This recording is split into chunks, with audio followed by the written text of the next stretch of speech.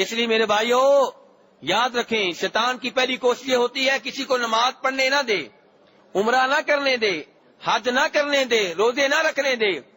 اگر کوئی باز نہ آئے پھر وہ دوسرا وار کرتا ہے کہ یہ مسجد میں آ ہی گیا ہے، اس نے عمرے کا ویزا حاصل کر لیا ہے، اس نے ٹکٹ خرید لیا ہے، اب میں اسے روک نہیں سکتا، اب اس کی نیت خراب کرو۔ بار بار توجہ کسی اور جانب کرنے کی کوشش کرے گا کہ جب میں عمرہ کروں گا محلے والے یہ کہیں گے، فلاں آدمی میرے بارے میں یہ کہے گا، میری بڑی اچھی شہرت ہو جائے گی۔ تو اس طرح کر کے میرے بھائیوں آپ میں ریاکاری کے جذبات پیدا کرنے کی کوشش کرے گا۔ اس لیے ان خیالات کو جھٹک دیں اور اپنے سامنے جہنم کو لے آئیں، اللہ تبارک تعالیٰ کے غضب کو لے آئیں۔ یہ حدیث تو میں نے بیان کی ہے، اس کو لے آئیں تاکہ آپ ریاکاری سے بچ سکیں۔ اور تیسرا ادب میرے بھائیوں عمرے کے آداب میں سے یہ ہے کہ عمرہ کرنے سے پہلے عمرے کے بارے میں صحیح معلومات حاصل کریں۔ جو کتاب آپ لیں دھیان سے لیں، دیکھیں اس کتاب میں کہ اس میں حوالے کس چیز کے دیے گئے ہیں۔ کیا ہر بات میں جناب رسول اکرم صلی اللہ علیہ وسلم کی احادیث کا حوالہ ہے یا کچھ اور حوالے ہیں؟ اگر بات بات میں حوالہ مل رہا ہے اللہ کے رسول صلی اللہ علیہ وسلم کی احادیث کا، بخاری مسلم کا، تو آپ اس کتاب کے اوپر مطمئن ہو جائیں اور اس سے دعاؤں کو یاد کریں، عمرے کے طریقے کو یاد کریں تاکہ عمرے میں کسی قسم کی غلطی نہ ہو۔ اور اگر کتاب ایسی ہے جس میں احادیث کا نام و نشان نہیں ملتا، قدم قدم پہ خواب بتائے گئے ہیں، فلاں بزرگ کو خواب میں یہ بتایا گیا، میرے فلاں بزرگ کو خواب میں یہ بتایا گیا، ساری کتاب خوابوں کے اوپر مشتمل ہے، ایسی کتاب کو چھوڑ دیں، اس سے بچ جائیں، اس سے دور ہو جائیں، کیونکہ ہمارا دین نبی صلی اللہ علیہ وسلم ان خوابوں سے پہلے مکمل کر کے چلے گئے ہیں۔ الیوم اکملت لکم دینکم، آپ نے آج سے 400 سال پہلے کہہ دیا تھا کہ دین مکمل ہو گیا ہے۔ بعد میں یہ جو خواب آ رہے ہیں میرے بزرگ کو، آپ کے بزرگ کو، ان کے بزرگ کو، ان کا دین سے کوئی تعلق نہیں ہے، دین ان خوابوں سے پہلے مکمل ہو چکا ہے۔ چوتھا ادب میرے بھائیوں عمرے کے آداب میں سے یہ ہے کہ آپ اپنے پہلے گناہوں کی اللہ تبارک و تعالیٰ سے معافی مانگ لیں، پہلے گناہوں سے توبہ طائب ہو جائیں، کیونکہ بہت سے علماء کرام کا یہ موقف ہے کہ عمرہ کرنے سے، حج کرنے سے جو گناہ معاف ہوتے ہیں یہ صغیرہ گناہ ہیں، کبیرہ نہیں۔ ان علماء کرام کا موقف یہ ہے کہ کبیرہ گناہ بغیر توبہ کے معاف نہیں ہوتے۔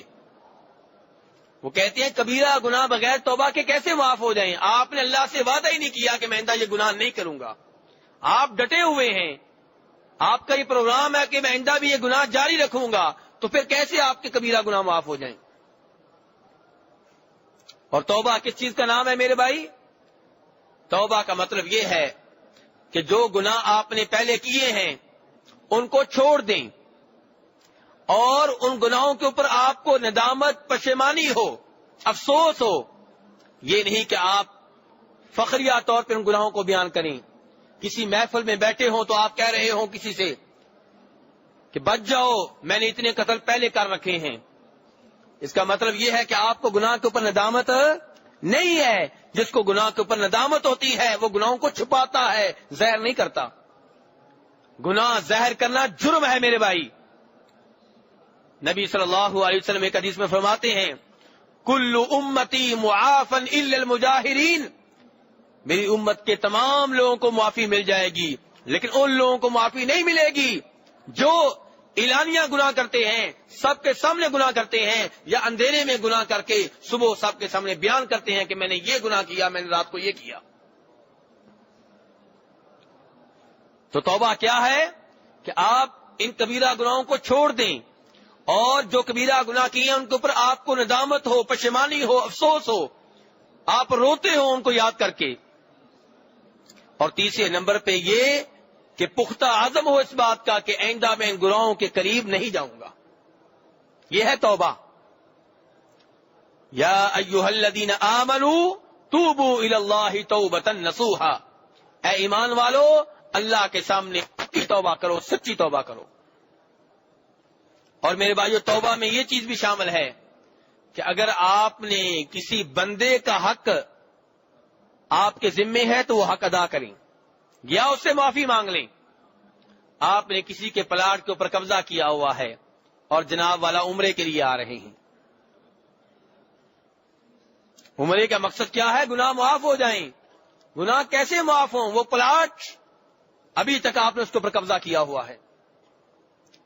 کسی کا قرضہ آپ نے کئی سالوں سے لے رکھا ہے، اسے واپس نہیں کر رہے. کسی کو آپ نے مارا تھا، اس سے ابھی تک آپ نے معافی نہیں مانگی. کسی کا آپ نے قتل کیا تھا، اس کے وارثوں سے ابھی تک آپ نے معافی نہیں مانگی. کسی کو آپ نے گالیاں دی تھیں، اس سے آپ نے ابھی تک معافی نہیں مانگی. کسی کو اوپر جھوٹا الزام لگایا تھا، تہمت لگائی تھی، اس سے معافی نہیں مانگی. تو میرے بھائیو، اس انداز میں جب آپ عمرہ پہ آئیں گے تو خطرہ یہ ہے کہ آپ کے کبیرہ گناہ معاف نہیں ہوں گے. کبیرہ گناہ کیسے معاف ہوتے ہیں؟ توبہ کر لینے سے. اور توبہ کا طریقہ یہ ہے جو میں نے آپ کے سامنے رکھا ہے. ورنہ کیا ہوگا؟ نبی صلی اللہ علیہ وسلم ارشاد فرماتے ہیں، ترمذی شریف کی حدیث ہے، آپ نے صحابہ کرام سے ایک مرتبہ پوچھا، اتدرون من المفلس؟ میرے صحابیو، جانتے ہو مفلس کسے کہتے ہیں؟ قلاش کسے کہتے ہیں؟ فقیر و مسکین کسے کہتے ہیں؟ وہ کہنے لگے، اللہ کے رسول صلی اللہ علیہ وسلم، المفلس فینا من لا درہم لہ ولا دینار. کہ ہماری نگاہوں میں قلاش وہ ہے، فقیر وہ ہے جس کے پاس سونے اور چاندی کی اشرفیاں نہ ہوں، جس کے پاس سونے اور چاندی کے سکے نہ ہوں، جس کے پاس وقت کی کرنسی نہ ہو، جس کے پاس زمین نہ ہو، جس کے پاس کھیتی باڑی نہ ہو.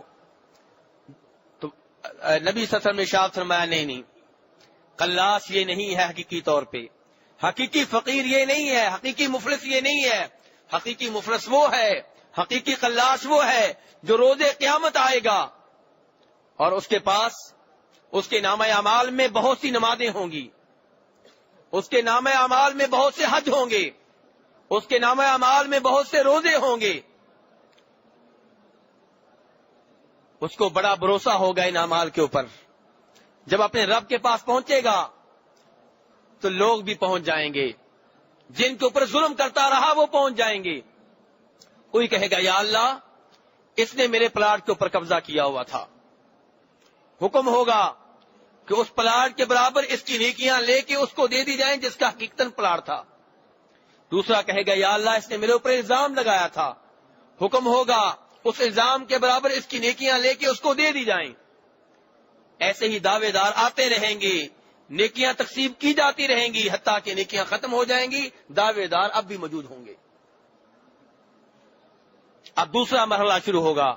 یہ مرحلہ کیا ہے کہ اب چونکہ اس کے اکاؤنٹ میں، اس کے نامہ اعمال میں نیکیاں نہیں ہیں، اب یہ جو دعوے دار موجود ہیں ان کے گناہ لے کے اس کے نامہ اعمال میں لکھ دیے جائیں.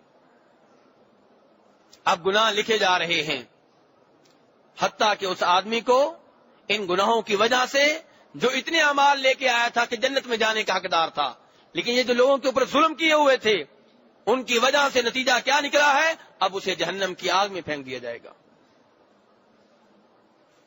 اس لیے میرے بھائیو، سچی توبہ کر لیں. وہ گناہ جن کا تعلق اللہ تبارک و تعالیٰ سے ہے، ان گناہوں میں اللہ سے توبہ کریں، اللہ سے معافی مانگیں، اللہ سے بخشش مانگیں. اور طریقہ میں نے بتا دیا کہ وہ گناہ پہلے چھوڑیں اور ان کے اوپر آپ کو افسوس ہو، ندامت ہو، پشیمانی ہو، اور اللہ سے وعدہ کریں، پکا وعدہ کہ آئندہ میں ان گناہوں کے قریب نہیں جاؤں گا. اور اگر گناہ کا تعلق بندوں سے ہے تو بندوں سے معافی مانگیں، بندوں کے پیسے ہیں تو واپس کریں، بندوں کی زمین ہے تو واپس کریں، اور اگر گالی وغیرہ دی ہے تو ان سے معافی مانگیں، یا ان سے کہیں کہ جہاں میں نے تمہیں گالیاں دی تھیں اتنے لوگوں کے سامنے آپ بھی مجھے گالی دے سکتے ہیں. دنیا میں دے لیں، کوئی بات نہیں، آخرت میں مجھ سے حساب نہ لینا. میرے بھائیو، عمرہ کے آداب میں سے ایک ادب یہ بھی ہے کہ آپ اس مال کی طرف دیکھیں جس مال سے آپ عمرہ کرنے کے لیے آ رہے ہیں. یہ مال حلال کا ہے کہ حرام کا؟ اگر حرام کا ہے تو میرے بھائی، اس مال کے ساتھ آپ کی تو دعائیں قبول نہیں ہوں گی. آپ تو دعائیں مانگنے کے لیے آ رہے ہیں، آپ کے ذہن میں تو بڑی تمنائیں ہیں، بڑی خواہشیں ہیں، آپ نے تو اللہ سے بہت کچھ مانگنا ہے، لیکن جو مال آپ نے لگایا ہے اپنے عمرے پہ وہ حرام کا ہے، دعائیں کیسے قبول ہوں گی؟ مسلم شریف کی حدیث ہے، نبی صلی اللہ علیہ وسلم ارشاد فرماتے ہیں کہ ایک آدمی حالت سفر میں ہے، سفر کی وجہ سے بہت بری حالت ہے اس کی، بال پراگندہ ہیں، اور یہ وہ حالت ہے میرے بھائیوں جس حالت میں اللہ تبارک و تعالی بندے کی دعا کو قبول کرتے ہیں۔ بندہ جب بھی پریشان ہو، جب بھی اس کی حالت بری ہو، رب کو پکارے، ان حالات میں رب العالمین دعا کو سنتے ہیں۔ اور فرمایا یہ مسافر جو ہے جس کی بری حالت ہے، رب کے سامنے جولی پھیلائے ہوئے ہے، ہاتھ اٹھائے ہوئے ہے، کہہ رہا ہے یا ربی یا ربی یا ربی، ایک دعا مانگتا ہے، دوسری مانگتا ہے، تیسری مانگتا ہے، پھر دہراتا ہے، دعاؤں کے اوپر دعا کر رہا ہے، رو رہا ہے، گڑ گڑا رہا ہے، اللہ کی حمد و ثنا بیان کر رہا ہے، درود شریف بھی پڑھتا ہے، سب کچھ کرتا ہے، دعا پھر بھی قبول نہیں ہو رہی۔ کیوں نہیں قبول ہو رہی؟ اللہ کے رسول فرماتے ہیں صلی اللہ علیہ وسلم، راز یہ ہے کہ مطعمہ حرام ومشربہ حرام وغذی بالحرام فانا یستجاب لذلک، اس کی دعا کیسے قبول ہو؟ جو کھانا کھا رہا ہے وہ حرام کا ہے، جو پانی پیتا ہے، دودھ پیتا ہے، وہ حرام مال کا ہے، جو غذا اس کے پیٹ میں جا رہی ہے، جس سے اس کا گوشت بن رہا ہے، جس سے اس کی ہڈیاں بن رہی ہیں، وہ پیسہ جو ہے وہ حرام کا ہے، فانا یستجاب لذلک، فرمایا اس کی دعا قبول ہو تو کیسے قبول ہو؟ میرے بھائی سوچئے، صرف یہ نہ دیکھا کریں کہ آپ لاکھوں میں کھیلتے ہیں، کروڑوں میں کھیلتے ہیں، سینکڑوں کے لحاظ سے آپ کے پاس پیسے ہوں لیکن حلال کے ہوں، ان میں میرا رب اتنی برکت ڈالے گا کہ وہ ان کروڑوں اربوں سے بہتر ہے جو حرام کا ہو۔ بات برکت کی ہے، بات دلی سکون کی ہے، بات دلی اطمینان کی ہے، بات یہ ہے کہ چین سے رات کو آپ کو نیند آ جائے۔ اس حرام کے پیسے کا کیا فائدہ جو کئی بینکوں میں پڑا ہوا ہے، اور بے برکتی اتنی ہے حرام کا ہونے کی وجہ سے کہ آپ اسے کھا بھی نہیں سکتے، رات کو نیند بھی نہیں آتی، بے سکونی کا شکار ہیں، بے چین رہتے ہیں، خودکشی کرنے کے بارے میں سوچتے ہیں، نتیجہ کس چیز کا ہے؟ حرام مال کا۔ اس لیے میرے بھائیوں، عمرہ کے ویسے تو آداب بہت سے ہیں، لیکن یہ 4-5 بڑے بڑے آداب